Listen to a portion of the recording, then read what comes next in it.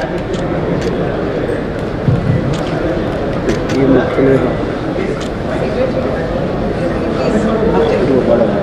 boys of the district, man.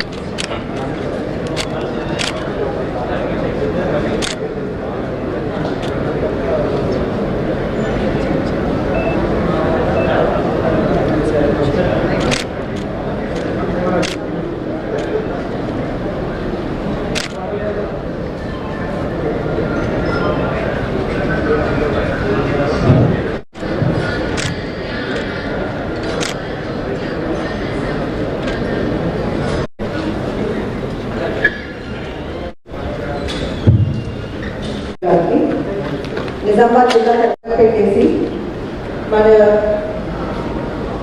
రిక్వెస్ట్ని గౌరవించి ఈరోజు ఈ పసుపు బోర్డుకి ఫస్ట్ యానివర్సరీ సెలబ్రేషన్ కార్యక్రమానికి ముఖ్య అతిథిగా ఇచ్చేసిన ఆనరబుల్ ఎంపీ అరవింద్ ధర్మపురి గారికి ధన్యవాదాలు తెలియజేస్తున్నాను.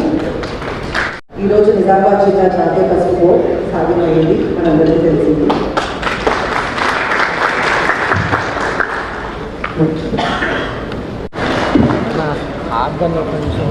కెమెరా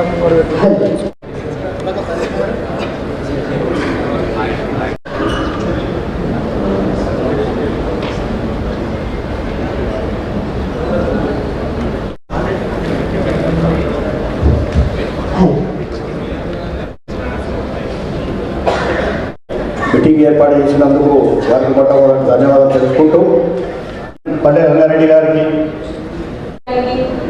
అదేవిధంగా గంగాధర్ గారికి, గంగారెడ్డి గారికి, రైతులందరికీ నా యొక్క నమస్కారం. నేను ముందుగా మీ అందరికీ నా పరిచయం ఇస్తాను. గంగాధర్ గారి వాడి పదంలో నేను నార్త్ ఇండియన్ కలెక్టర్ని, కానీ తెలుగు నేర్చుకున్నాను, తెలుగు బాగా వచ్చు. ఇక్కడ ఉన్న సంప్రదాయాలు, ఇక్కడ ఉన్న రైతుల గురించి, వారికి ఉన్న సమస్యలు కావచ్చు, ఈ టర్మరిక్ బోర్డు వెనుక ఉన్న మీ కృషి, మీ చెమట, మీ రక్తం, మీ క్రాంతి అన్నింటి గురించి మాకు ఐడియా ఉంది. అండ్ మీ అందరికీ ఈ వేదిక నుంచి మీ అందరికీ నేను అభినందనలు ఇస్తున్నాను. ఎందుకంటే నేను ఉత్తరప్రదేశ్కి చెందిన వాడిని. అక్కడ ఎక్కువగా చెరుకు వేస్తారు, షుగర్ కేన్. నా తాతగారు ఒక షుగర్ కేన్ ఫార్మర్. సో మీ మనవరాలు కూడా ఒక కలెక్టర్ అవ్వాలి, కానీ ఉత్తరప్రదేశ్ కలెక్టర్ అవ్వాలి. సో ఈ విషయం మీ అందరికీ ఎందుకు చెప్తున్నానంటే, ఒక షుగర్ కేన్ ఫ్యాక్టరీ ఏర్పాటు చేయాలన్నా అక్కడ 80 సంవత్సరాలు పడింది. 80 సంవత్సరాలు ఒక ఫ్యాక్టరీ కోసం. దాని తర్వాత మిగతా అది ఒక తోలిమెట్టుగా అక్కడ ఉన్న రైతులు, అక్కడ ఉన్న కిసాన్ బంధువులు వీళ్ళు చాలా కృషి చేసిన తర్వాత ఫ్యాక్టరీ, తర్వాత బోర్డు, తర్వాత ఒక ప్రత్యేక శాఖ ఏర్పాటు చేయడం జరిగింది. అదేవిధంగా మనకి ఏదైతే పసుపు బోర్డు నిజామాబాద్ వచ్చిందో అది నిజంగా మనం అందరం గర్వం పడే కారణం. ఇందాక నేను వచ్చేటప్పుడు కొన్ని స్టాల్స్ చూసాము.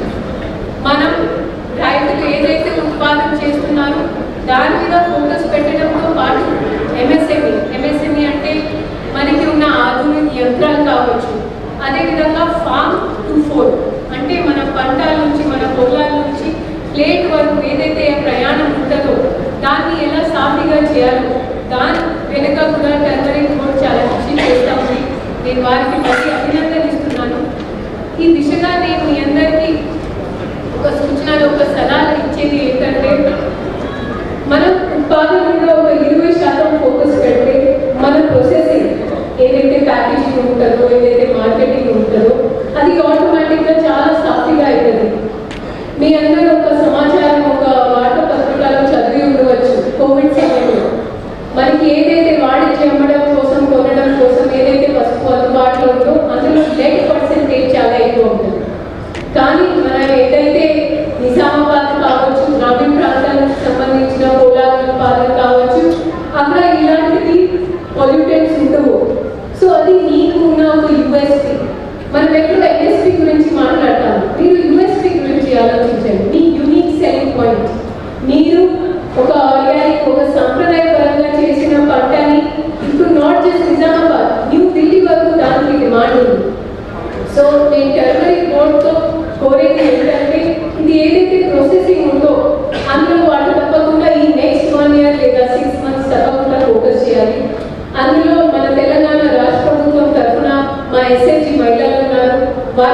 ప్యాకేజింగ్ దిశగా కానీ ISO సర్టిఫికేషన్ ఉన్న ఒక ఇందాక మాకు సెక్రటరీ మేడం రాష్ట్ర ప్రభుత్వం కూడా ఫుల్ సహకారం ఇస్తుంది, జిల్లా పరిపాలన అధికారిగా మా సపోర్ట్ ఉంటుంది అనేది ఈ వేదిక నుంచి తెలియజేస్తున్నాను.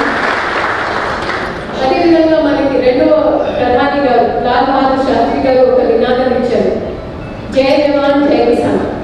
దాని తర్వాత అటల్ బిహారీ వాజ్పేయి గారు దాన్ని ఇంకా సుందరీకరణ చేస్తూ ఒక నినాదం ఇచ్చారు, జై జవాన్ జై కిసాన్ జై విజ్ఞాన్.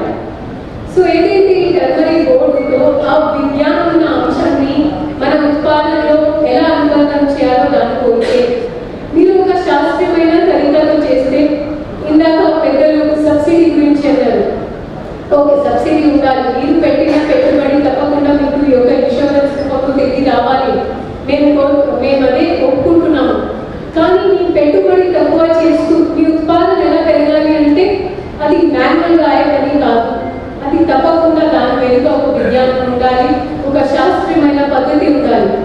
ఇక్కడ ఉన్న నిపుణులు మహేందర్ గారు, అదేవిధంగా టర్మరిక్ రీసెర్చ్ సెంటర్ సంబంధించిన సిబ్బందితో కూడా మేము కోరేది ఏంటంటే, ఇటీవల బిహార్లో ఒక మఖానా బోర్డ్ శాంక్షన్ అయింది, వర్త్ 200 crores లాస్ట్ బడ్జెట్లో. అందులో మీరు point by point economic survey చదివితే వాళ్ళు ఉత్పాదన మీద ఫోకస్ పెట్టలేదు, ఎందుకంటే మఖానాలో బిహార్లో ఉన్న వాతావరణంకి అనుకూలంగా ఉంటుంది, మనకి ఎలా అయితే పసుపు ఉంటుంది. వాళ్ళు ఎక్కువ ఫోకస్ పెట్టింది అక్కడ ఉన్న జనాభాని, అక్కడ ఉన్న లేబర్స్ని ఎలా మఖానా మొత్తం ప్రాసెస్ అయ్యేలాగా చూడాలి. మఖానా అంటే మీకు ఐడియా ఉండవచ్చు, ఫాక్స్ నట్స్. సో బిహార్ మాత్రమే, సో అది వేరే ఎలాంటి రాష్ట్రాలకి పంపకుండా అక్కడ ఉన్న నివాసిస్తులకి, అక్కడ ఉన్న రైతులకి మేలు జరిగే కార్యక్రమం జరగాలి అంటే మీరు ఉత్పాదనతో పాటు తప్పకుండా ప్రాసెసింగ్ మీద ఫోకస్ పెట్టాలి అనేది నేను మీ అందరితో కోరుతున్నాను. అదేవిధంగా ప్రియమిత్రుడు భవానీ గారు పర్సనల్ రిక్వెస్ట్, మీరు ఇంకా ఎక్స్పోజర్ విజిట్ చేయాలి, ఎందుకంటే ఇందులో ఒక సామెత ఉంది, జో దిక్తా హై వో బిక్తా హై. సో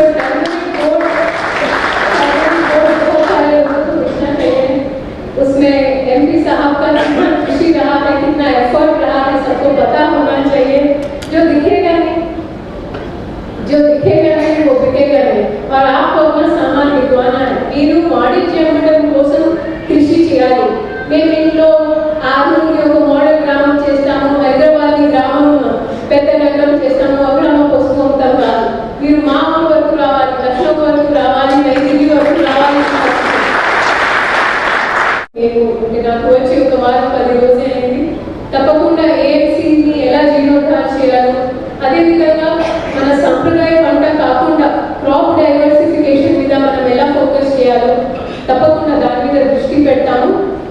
రైతులతో మేము కోరేది ఏంటంటే, ఐఎమ్ ఆల్సో ద DCCB, మన ఏదైతే కోఆపరేటివ్ శాఖ బ్యాంక్ ఉందో దానికి ఇప్పుడు నేను చైర్మన్గా, డిస్ట్రిక్ట్ కలెక్టర్గా నేను ఇన్ఛార్జ్ ఉన్నాను. దయచేసి ఒక్కసారి మా బ్రాంచ్కి రండి. ఇప్పుడు మా బ్రాంచ్ మీరు కొంతమందికి ఖాతాలు ఉండవచ్చు, ఉండకపోవచ్చు, ఉన్న వాళ్ళు తప్పకుండా రండి. అక్కడ మేము ఇలాంటివి ప్రత్యేక ప్రోగ్రామ్స్, కొన్ని ఎడ్యుకేటివ్ కార్యక్రమాలు, ఫైనాన్షియల్ ఇంక్లూజన్తో పాటు రైతులకి ఎలా అవగాహన కల్పించాలో దాని మీద మేము కొన్ని ప్రత్యేక కార్యక్రమాలు ఏర్పాటు చేస్తున్నాము. దాంట్లో దయచేసి మీ భాగస్వామ్యం మాకు అవసరం. అధికారిపరంగా మేము ఒక కార్యక్రమం లాంచ్ చేశాము, మేము ప్రారంభించాము, అది సరిపోవు. మీకు కొన్ని సందేహాలు ఉండవచ్చు, మీకు కావాల్సిన ఆర్థిక సహాయం కూడా DCCB ఇస్తుంది అనేది నేను మీ అందరికీ తెలియజేస్తున్నాను. మన DCCB బ్రాంచ్ మీ అందరికీ ఐడియా ఉండవచ్చు, అక్కడ ఉన్న కార్యవాహక అధికారి గారు కూడా చాలా యాక్టివ్గా ఉన్నారు. సో దయచేసి DCCBని కూడా దృష్టిలో పెట్టుకొని పసుపు రైతులు మనం ఎలా ఒక మేలు జరిగే కార్యక్రమం ఏర్పాటు చేసుకోవచ్చు అనేది మీ అందరికీ కోరుతున్నాను. And I hope your next anniversary celebration me own building లో జరగాలి అని కోరుకుంటూ, నాకు ఈరోజు కార్యక్రమాన్ని పిలిచినందుకు సెక్రటరీ మేడంకి, చీఫ్ గెస్ట్ శ్రీ MP గారికి, చైర్మన్ గారికి వారికి మళ్ళీ ఒకసారి ధన్యవాదాలు తెలియజేస్తూ సెలవు తీసుకుంటున్నాను.